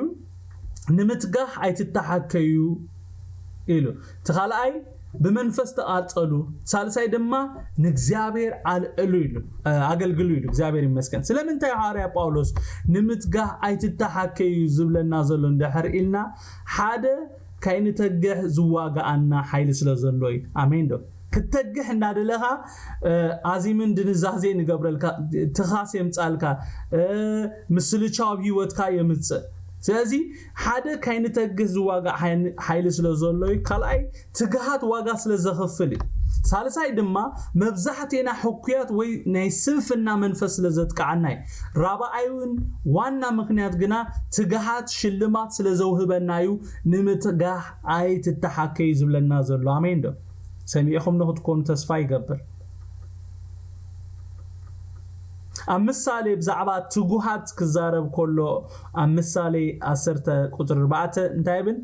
بحكيتي إيد زعيي دكي إيد تجوهات جنا تهبتمي بلنا أمثالي أسرت قلت إسران أربعة دما إيد تجوهات كتجزئة تحكاي جنا كتجبري بلنا أمثالي أسر سلستون نفس حكاي حارر تبلمو قال يتركبن نفسي تجوهات جنا عزيات تسجبي بلنا أبز هاري ጳውሎስ بقار نمتقح أيت التحكي خبلنا خلو انتاي زبلنا زلو شلماتكم أخليلكم أسبيكم النار أخم تجهو حركوتات عرامات نطفات كونو نتحكي دما هباهاتكم أرحقو يزبلنا زلو يسوس كويتاي هاري ጳውሎስ بمنفس تقاطلو كابلنا بمنفس مقصال مالتاي مالتي هاري ጳውሎስ ቅድም መንፈስ ተቃጽሉ መባሉ አቀድሙ ዝበለ ነገር እንታይ እንደህር ኢልና ንምትጋህ ኣይትተሓከይሉ አሜን ዶ በመንፈስ ንምቅጻል እምባር ትግሃት ወሳኒ አሜን ዶ ትግሃት እንደህር ክትጽሊ ትተግህ ኮይንካ ቃል አምላክ ከተንብት ትተግህ እንደህር ኮይንካ በመንፈስ ምን መቅጻሉ ምንም በቃ ጊዜ ወስደልካን እግዚአብሔር ይመስገን تجوهات كل جزء مستقاطعوا لهم እግዚአብሔር ይመስገን በመንፈስ መቅጻል ማለት ኩሉ ሳ አመንፈስ ሙኻን ንመንፈስ ቅዱስ ምስማ አበላውነት መንፈስ ቅዱስ መንባር አይ ወዒ አይ ዝሑል ዘይሙኻን በህይወት ክሳዕ ዘሎኻ ንጎይታ መንባር ወይ ንመንግስት አምላክ በተወፋይነት ምግልጋል ማለት እግዚአብሔር ይመስገን አሜን أب قدامي قرنطوس ميراف 15 قطر 58 كينا ننبب كلنا انتايبل سلازي فقرات أحواتي صعركم بغويتا كنتو خمزي كونه فليتكم بأيو غويتا صنوعات زيت النقانقو كل جزي أزوزات كون يبلنا آمين صعرنا بغويتا كنتو خمزي كونه مسنفلتينا صنوعات زين النقانق كل جزي أزوزات نخون سلازي صعرنا بغويتا كنتو خمزي كونه عصب خمزلو فليتنا بأيو غويتانا صنوعات زينقنانا كل جزي أزوزات نخون آمين حواري ጳውሎስ በመንፈስ ተቃጽሉ መስበለ ቀጽሉ እንታይሉ ንግዚአብሔር አገልግሉ ይሉና አሜን ዶ ንሰብክ ነገልግላ የተጸዋዕና ወላኳ አገልግሎትና ካብ እግዚአብሔር ናብሰብ ተኾነ ንግዚአብሔርና ነገልግል ነትሰብክ ነገልግል ኮና ብዝኾነ መንገዲ አገልግሎት ብዙሕ ከም ትኽንሪዮ ዝጸናሕና ብላዕሊ ማንኛውም ዓይነት አገልግሎት ኣብ ነገልግለሉ እዋን ንግዚአብሔር ነገልግል ከም ዘለና ክንፈልጥ ኣለና ንግዚአብሔር ከም ነገልግል እንድሕር ዘይፈልጥና ከም ዝግባ አይነገልግልና ሐቀይ ደቆድሳ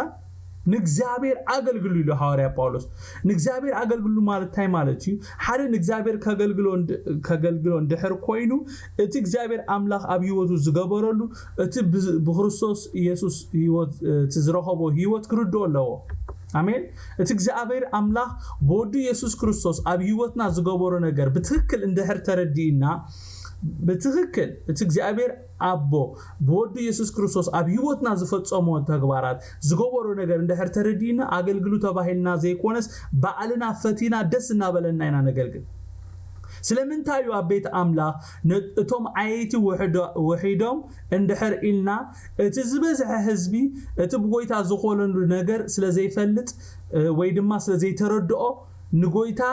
ነቲ ናይ ነገስታት ንጉስ ናይ ጎይቶት ጎይታ ፈጣሪ ሁሉ እልፋላፍ መላእክት ዝሰግዱሉ አምላክ ምግልጋል ማለት ኣብ እድሎት ምዃኑ ብዘይምርድዩ ዝበዝሕ ሰብ ዘይገልግል አሜን ዶ ነዚ ሰማይን ምድርን ዝፈጠረ እግዚአብሔር እልፋላፍ መላእክቲ ዝሰግዱሉ ቅዱስ ቅዱስ እናበሉ ዝሰግዱሉ ምስቶም ዘገልግልዎ መላእክቲ ተደሚርካ አገልጋሊ ናይ ዝልዑል አምላክ ምዃን ክሳዕ ክንዴ ኣብ ዕድሎት ምዃኑ ሰአን ምርዳእና ኢና ዘይነገልግል ዘለና ቅዱሳን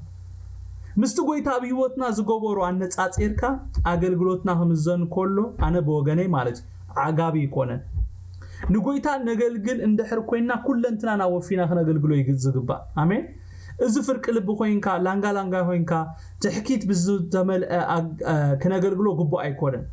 ኣብ ዓለም እቲ ዝበለጸ ነገር እንታይ እንድሕርኢና ብኢየሱስ ክርስቶስ ካብ ሞት ናብ ህይወት ምስጋርና ወይ ድሕነትና ናይ ዘለዓለም ህይወት ምርካምና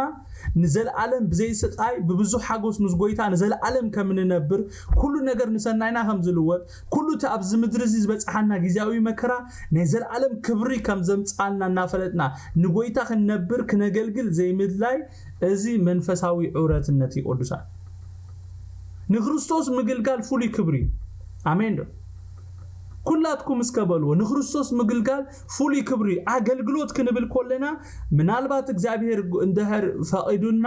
አገልግሎት ማለት እንታይ ማለት ምዃኑኮ ኣብ ምዕራፍ 13 ጽቡቅ ጌርና ክንመሃሮ ኢና እግዚአብሔር ስሙ ይባረክ ንክርስቶስ ምግልጋል ፉሊ ክብሪ ጎይታ ንዑ ክነገልግሎ ፉሊ መሰል ካብ ሃበና ንሕና ድማ ባሂሉና አባህ ዘብልጫ ከም ዝበጽሓና ፈሊጥና ብተወፋይነት ክሳዕ ካብዛ ምድሪ ወይ ንሱ መጽዩ ክሳዕ ዝወስደና ወይ ድማ ንሕና ናብኡ ንኸይድ ክነገልግሎ ዓቢ ትዕድልቲ ይቆድሳል አሜን ዶ ንአገልግሎት ከም ተራ ነገር ዝቆጥርዎ ንአገልግሎት ዘናሽው ንአገልግሎት ከም ብትርፍ ጊዜኻ ትገብሮ ነገር ዝገብሮ ብዙሓት እዮም እዚኦም እቲ ንእግዚአብሔር ምግልጋል ማለት እንታይ ምዃኑ ምስጢሩ ስለዘይተረድኦም እግዚአብሔር የብርሃሎ ሐዋርያ ጳውሎስ ኮነ ኢሉ ኣብዚ ንእግዚአብሔር አገልግሉ ኢሉ ኮሙ ክብል ዝገብሮ ነገር እንታይ እንድሕርኢና ንእግዚአብሔር ዘየገልግሉ ጽቡቅ ጌርኩም ስምዑኒ ኩሉ ሰብ አገልጋሊ ማለት አይኮነን ንእግዚአብሔር አገልግሉ ክብል ኮለ ሐዋርያ ጳውሎስ ኮነ ኢሉ ንእግዚአብሔር ዘየገልግሉ ንኸብዶም ዘገልግሉ ንሰብ ዘገልግሉ ንሰይጣን ዘገልግሉ ስለዘለው እዩ በግልጽ ንእግዚአብሔር አገልግሉ ኢሉና እግዚአብሔር ይመስገን አሜን ዶ አነ ንስኻትኩም ንሰብ ክነገልግል አይተጸዋና ንእግዚአብሔር ክነገልግልና ተጸወይና በኩሉ ቁርና በመሃብዲ በመማዓዲ ብዝተፈላለየ በቲ እግዚአብሔር ዝደለየና ክነገልግል እግዚአብሔር ጸዊዕና አሎ ንዑ ድማ እሙናት ኮይና በቲ ክነገልግለሉ ዘሃበና ጸጋ ክነገልግል እግዚአብሔር ይደግፈና አሜን ንእግዚአብሔር ምግልጋል ማለት በአር ኢየሱስ ክርስቶስ አባና ኮይኑ በመንፈሱ ክሰርህ ምፍቃድ ማለት አሜን ዶ ምፍቃድ ኮይና ሲና ስለምንታይና ክብር እግዚአብሔር ዘይንሪ እንደሕሪልና አባ ቤተ ክርስቲያን ኣብ ህይወትና ኣብ ናይ ግሊ ህይወትና እንደሕሪና ንመንፈስ ቅዱስ በአና ሓሊፉ ክሰርህ ስለዘይንፈቅደሉ ወይ ድማ መንፈስ ቅዱስ በትኽሰርሐሉ ዝደልዮ ሰብ ሓሊፉ ከይሰርሕ ስለንዕንቅጽ ኢና ሐዋርያ ጳውሎስ ኣብ ሮሜ 15 ካብ 17 ክሳብ 19 ሓደ ዘገርም ቃል ተዛሪቡሎ በአርሲ በኃይል መንፈስ ቅዱስ አሜን አሜን በኃይልን ተእምርትን ተአምራትን ንምእዛዝ አሕዛብ ክርስቶስ በቃልን በግብርን ዘይገበሮስ ክዛረበሉ ካይደፍረን እሞ ብናይ አምላኽ በኢየሱስ ክርስቶስ ዝምካሐሉለኒ ከምዚ ካብ ኢየሩሳሌም ከባቢያን ጀሚሮ ክሳዕ ኢልሪኮ ነቲ ወንጌል ክርስቶስ ብሙሉ ሰበክዎ ኢሉ አነ ደልየ ዘለኹ እቲ ክርስቶስ በቃልን በግብርን ዘይገበሮስ ክዛረበሉ አይደፍረን ዝበሎይ ክብርን ጎይታ ይሁን አሜን ኣብዚ እንታይና ንርኢ ዘሎና ሐዋርያ ጳውሎስ ብዛዕባቲ ክርስቶስ ኣብኡ ኮይኑ በቃልን በግብርን ዝገበሮ ነገር ክዛረብ ኮሎይና ንርኢ ዘለና ሐዋርያ ጳውሎስ ጉዩ ወዲ ማለት ንጎይታ በኩሉ ነገሩ አኽቢሩ ዘሐለፈ ጅግናይ አሜን ዶ እዚ ጅግና ናይ አምላኽ ሰብ ይምባር ንእግዚአብሔር ክነገልግሎ ዝነግረና ዘሎ ሓደ ተራ ሰብ አይኮነን ንእግዚአብሔር አገልግሉ ኢሉ ዝምእደና ዘሎ ንእግዚአብሔር ዘይገልግል ሰብ አይኮነን ንእግዚአብሔር አገልግሉ ኢሉ ዝመኽረና ዘሎ ንእግዚአብሔር ህይወቱ ዝወፈየ ዘመኑ እድሜው በሙሉ ዝወፈየ ንእግዚአብሔር አገልግሉ ዘሐለፈ ዝተሞከረ ሰብ እዩ ንእግዚአብሔር አገልግሉ ኢሉ ዝምእደና ዘሎ ንእግዚአብሔር ምግልጋል ማለት መንፈስ ቅዱስ ኣብ ህይወትካ ክሰርሕ ምፍቃድ ማለት እግዚአብሔር ነዚ ክንገብር ድማ ይደግፈና አሜን እግዚአብሔር ነትሱ ክገብሮ ዝደሊ በአኻ ገይሩ ክገብሮ እዩ ዝደሊ እሱ እዩ ዝገብሮ አሜን ፈቃደኛታት ንኹን ንመንፈስ ቅዱስ አይንኸልክሎ እንቅፋት አይንኹን ኣብ ቁጥር 12 ከምዚ ይብል በተስፋ ተሐጎሱ በጸበባ ተዓገሱ ጸሎት አዘውቱሩ ይብለና አሜን አሜን በተስፋ ተሐጎሱ ብለና ሆሎ እንታይ ይዝብለና ዘሎ ንስኻትኩም ከምቶም ተስፋ ዘይብሎም አይኮንኩምን ይዝብለና ዘሎ አሜን ብዛዕባ ተስፋ ክዛረብ ከሎ ብዛዕባ ካልኣይ ምጽኣት ክርስቶስ ብዛዕባቲ ካብ ጎይታ እንረኽቦ ሽልማት ይዝዛረብ ኣነ ንስኻትኩምን ክንስጉም ክንቅጽል ዝገብረና ብጀካ ተስፋ ካል የለና ኣይኮነ እንዴ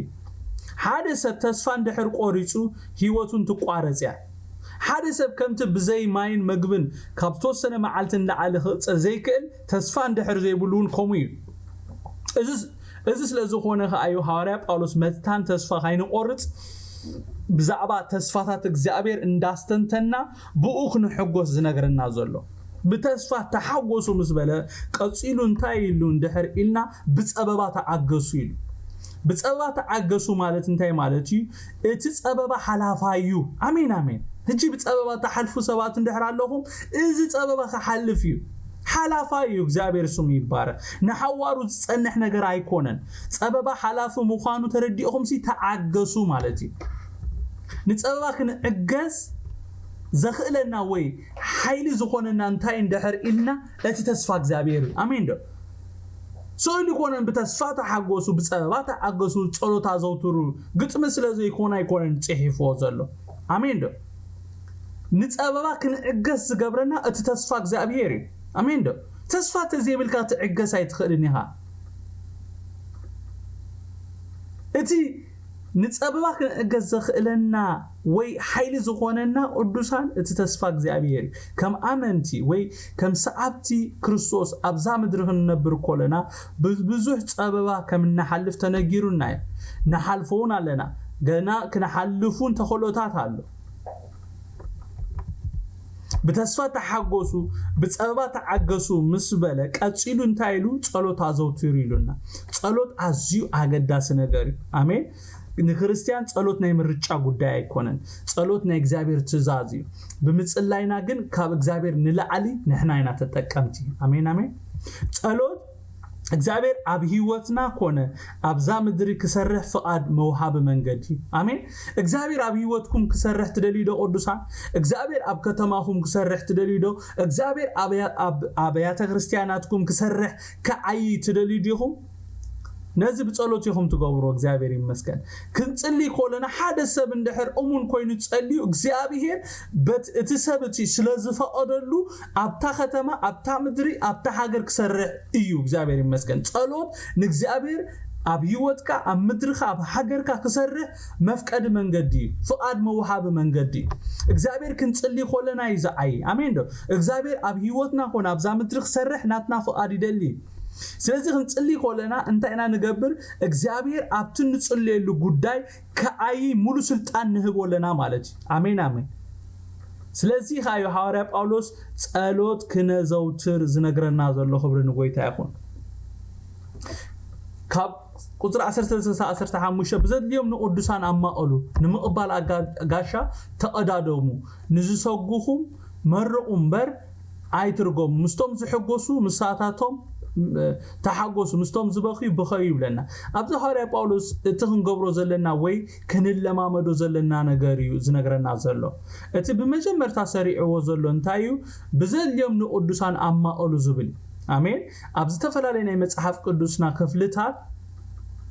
ብዛዕባ ንቅዱሳን ምምቃል ተጻሒፉና ኣሎ እቲ ብዙሕ ዘይነዘውትሮ ግና ኣብ ዜና ክንለማመዶ ዘለና ነገር እዩ እንተኾነ በዚ ነገር ብዙሕ እውታት ኣይኮናን ሓቀይደ ቅዱሳን ነዚ ነገር ዝለማመድዎ እቶም እዚ ኣብ ምስጢር ዝበርሃሎም ሰባት ጥራይ ኣብ ዕብራውያን 6:10 ክዛረብ ከሎ እንታይ ኢሉ ኣቱም ፍቁራተይ አምላኽ ነቶም ቅዱሳን ዘገልገልኩሞ አሜን እቶም ንቅዱሳን ተገልግሉ ሰባት እግዚአብሔር ይባረኩም አስብለኩም አቱም ፍቁራተይ አምላኽ ነቶም ቅዱሳን ዘገልገልኩሞን እተገልግልዎን ዘለኹም ግብርኹምን ንስሙ ዝገበርኩሞ ፍቁርኹምን ዝርስዕ ገፋኢ አምላኽ ኣይኮነን ባኣኻትኩም ሲ ከምዚ እንኳን ተተዛረብና ዝሓይሽ ንምድሓን ብዝኸውን ንኣምናለና ይብል ኣብ ዕብራውያን 10:16 ድማ አምላኽ ነዚ ከምዚ ዝመሰለ መስዋዕቲ ይሰምሮ እሞ ሰናይ ንምግባርን ምምቃልን ኣይትረስዑ ይብለና በተመሳሳለ በገላትያ 6 ካብ 9-10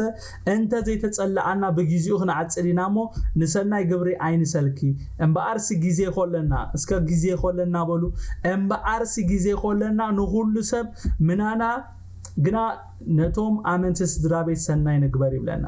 ብዘልዮም ንቅዱሳን ከምኡ ንኻልኦት ምምቃል ከምዚ ክነንብቦ ዝጸናሕና ሓደ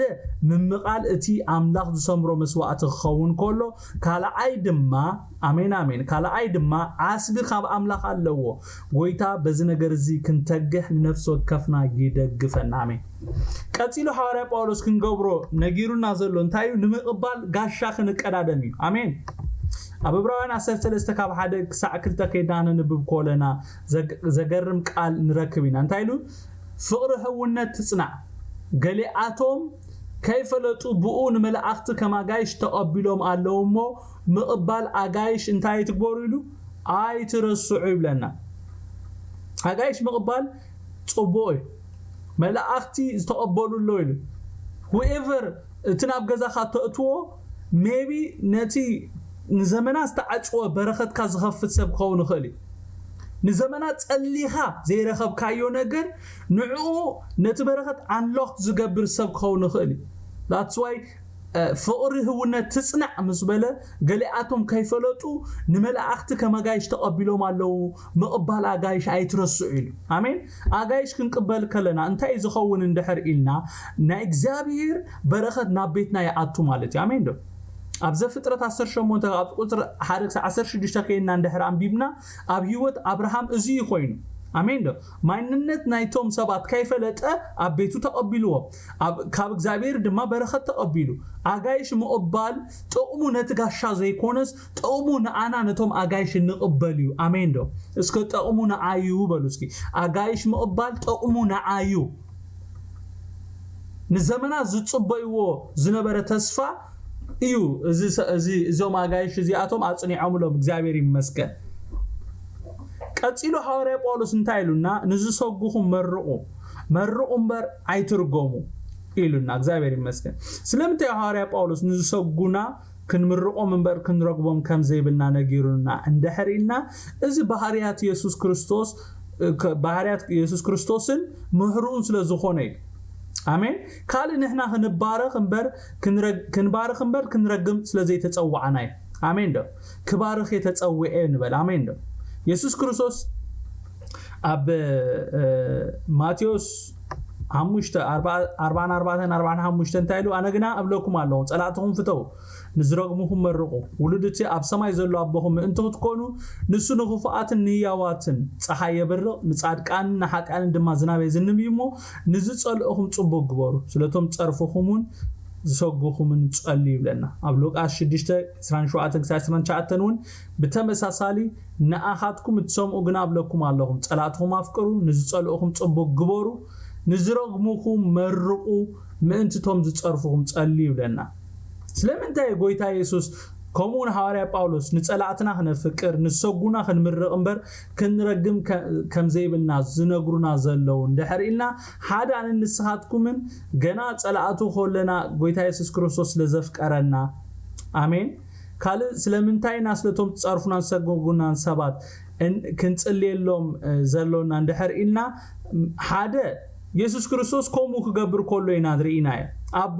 ዝገብሩ ኣይፈልጡን እሞ በቃ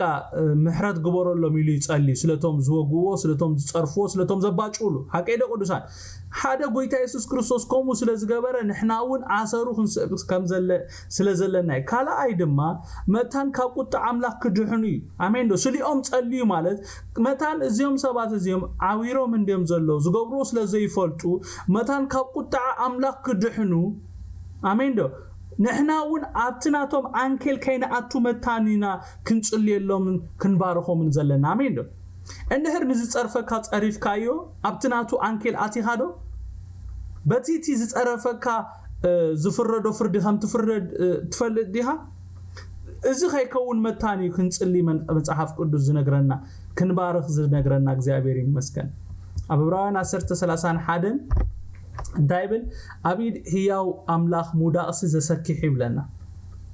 ስለቶም ዘሳጉጉና ክንጽሊ ዝግባአና እምበኣር ሓደ ኢየሱስ ጸሊ ኢሉ ስለዝኣዘዘና ንሱን ከምኡ ስለዝገበረ ኸውን ከሎ ካልኣይን ቀንድን ምኽንያት ግና መታን እቶም ዘሳጉጉናን ዝረግሙናን አቢድ እቲ ህያው አምላኽ ካይወድቁ መታን ካብቱ ክፉእ መንገዶም ክምለሱ ኢና ንጽልየሎም እግዚአብሔር ስሙ ይባረክ قال نزرقمنا نمرق قالو قند مخنا سلمنتاي اندحرينا مرقا وي برخت نمرقم ناي مسبار حيل سلازلو وي امين دو እግዚአብሔር ይመስገን مستوم زحقوسو تحقوسو مستوم زبخيو بخيو لنا እግዚአብሔር ይመስገን كاب 16 تكسا إسران حدا نيمود داتا نحد حدكم حانت حساب حسابو مستوم تحتو تحت بولنبر ابتي لعل زبل نجر حسابكم اي تودقو طبيبان ينايلكم برؤسكم اي تحسبو نتي اب قدم كله سبصبو زخون دا حسابو بر نحد كوا كفو اب كند كفو اي تفدايو زكال تقوينوس باهاتكم زمصمس كل سب بسلام نبرو فوراتي مفتاح حنناتيو انا خفدي يبل እግዚአብሔር ጽሑፍ ይሞ ነትማዓትሲ ስፍራ حدا قولنبر بعلخاتكم هنا عيتفدايو صلايخا انت تميغنا بلعيو انت صمعون استيو ازم مغباركا غهر حاوي ابرسو تكبيها نتكدا بسنا غيركا سعرمبر بتكي ايتسعرب لنا ابز حاريا ጳውሎስ ይምዕድ ይዘሎ አሜን حاريا ጳውሎስ ابز አልኢሉ ዘሎ حسابات نطعنا ቤተ ክርስቲያን አዝዩ ወሳነ ነጥብታት አሜን نحد حدكم حانت حساب حسابو إلو زمعدوم زلو سلمنتاي اندحر إلنا اندحر بحساب تفلاليو منم كسلطو خمزي يخلو سلازفلت أبزلنا يا زمن سلمنتاي ديو تابت خريستيان زي تسلط قوينا زلا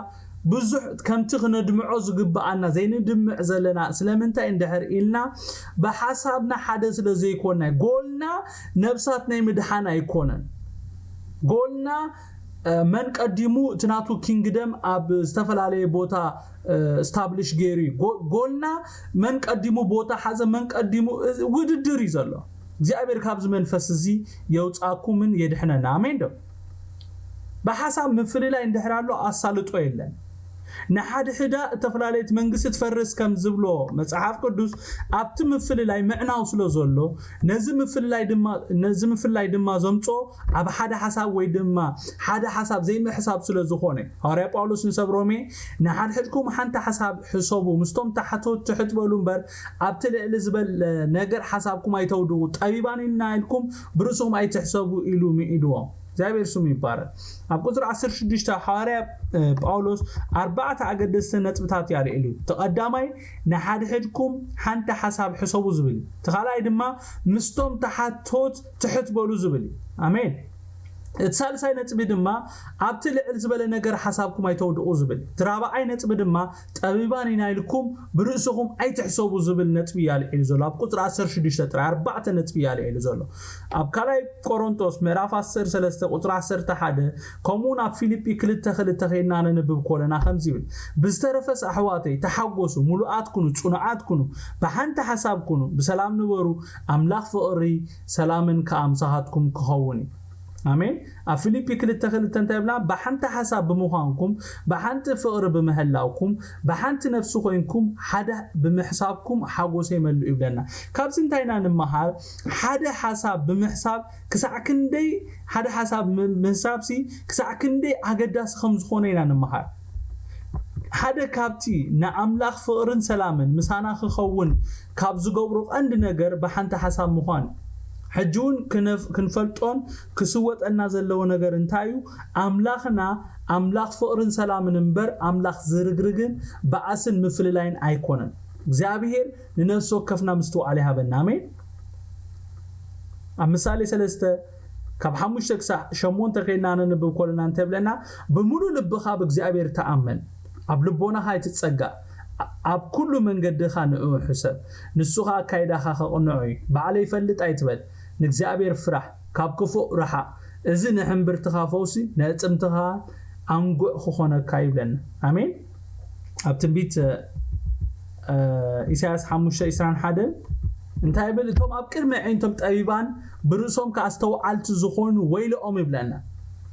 أبقى داماي كورنثوس 10 خلته دما سلازي اتي دويلو زولو زمسلو خايود يتنقا قبلنا أب غلاطيا 6 كلتن سلستن دما حدا قال زي كونس قال خمس زخون انت مسلو نرؤسو يطبرالو امبارك صور حدا هدكم صورو كومون حق كريستوس فصمو يبلنا حق كريستوس انتايو نحد هدك تفاقري امين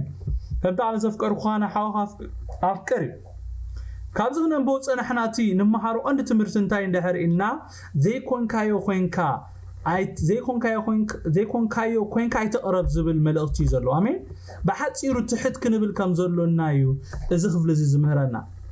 اب قدر 17 تابل نتي اب قدم كل سب صبو زخون دا حسبو امبر نحده كوا كفو اب كند خفو ايتفداي وي بلنا نزي حساب زي اب لعل تزاربنا لنا سلمنتاينا كفو اب كند خفو زين فدين دحريلكم حنا مفداينا يغويتا سلازخونه امين نتي اب قدم كل سب صبو زخون دا حسبو امبر كبل كولو انتاي مالتيو سلمنتاينا نتي اب قدم كل سب صبو زخون كنحاسب زلونا اندحرينا متان صلاينا قداد كيركب كومون نتوم زي امنو انقفات كاينخونم بمبالي امين اب قدام اب كلاي قرنطوس مዕራፍ 8 ካብ 21 ክልተን 21 ካብ 21 ከና እንደህር አንቢብናዮ እንታይ ብልሲ ኣብ ቅድም ሰብ ከአምበር ኣብ ቅድም እግዚአብሔር ጥራይ ዘይኮነ ንሰናይ ዘበለ ኢና ነሐሊ ዘሎናሞ ብዛዕባቲ በአገልግሎት ተዋጸ ብርኩት ገንዘብ ሓደ ኳ ምእንቲ ከይነቅፈና ንጥንቀቀሉ ለና ይብለና ኣብ ቅድም ሰብ ከአምበር ኣብ ቅድም እግዚአብሔር ጥራይ ዘይኮነ ብለና ኣብ ቀዳማይ ተሰሎንቄ 5 22 ድማ እንታይ ይብለና ካብ ክፉ ዘበለ ሁሉ ረሓቁ ይብለና አሜን ኣብ ቀዳማይ ጢሞቴዎስ 3:7 ድማ እንታይ ይብልሲ ብዛዕባ አገልጋሊ ክዛረብ ኮሎ ኣብ ጸርፍን መፈንጠራ ዲያብሎስን ምእንቲ ከይወድቕካ ካብቶም በወጻይ ዘለው ጽቡቕ ምስክርነት ክህልዎ ይግባእ ኣብ ቀዳማይ ቆሮንቶስ 9 ከ19-23 ከና ንብብ ኮለና እንታይ ኢሉ ሐዋርያ ጳውሎስ ብዛዕባ አገልግሎቱ ክዛረብ ኮሎ ካብ ኩሉ ሓራ ክነሰይሉ አነ ብዙሓት ምእንቲ ክረብሕ ንርእሰይ ባርያ ሁላቶም ገበርኩ እቶም አይሁድ ምእንቲ ክረብሕ ምስ አይሁድ ከም አይሁዳዊ ኾንኩ እቶም ትሕቲ ሕጊ ዘለው ምእንቲ ክረብሕ ከዓ ምሳታቶም ትሕቲ ሕጊ ዘለው ከዓ بعلي قات حت حق زي هونكو نسي كم تحت حق زلو كونكو اتم حق زي بلهم بحق كريستوس مبار بزي حق املاح زي كونو نسي كم تم حق زي بلو هونكو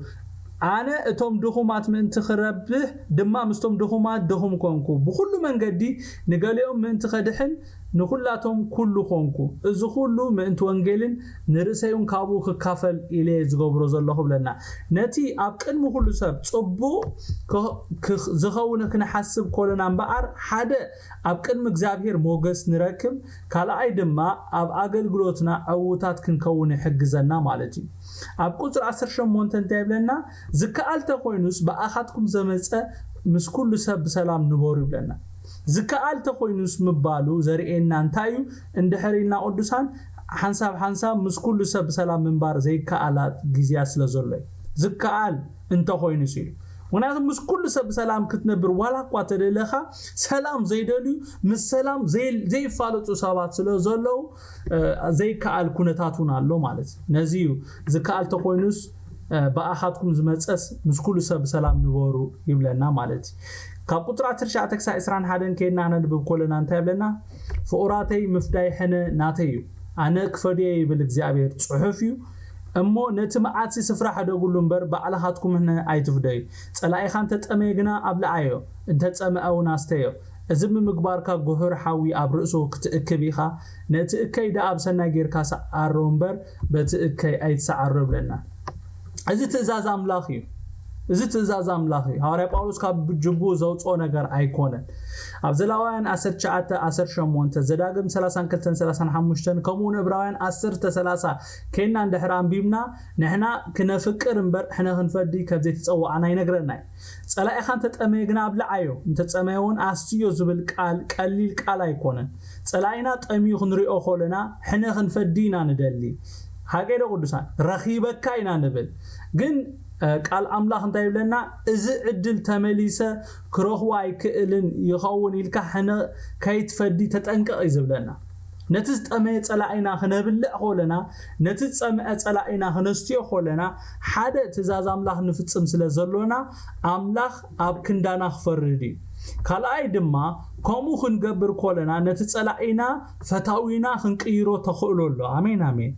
سالس أيدما قويتا فردناته يسلزبله بعلو تكير غوبروي مالتي امين ويتا ننفس وكفنا نتي إكي بسنا جيرنا كنسعرو تأجا يبزحلنا ويتا يسوع كريستوس بنجر كله يبارككم تسألينكم سلا سماعكم نتباركوا لي نابت زقت البرنامج كنا حالفين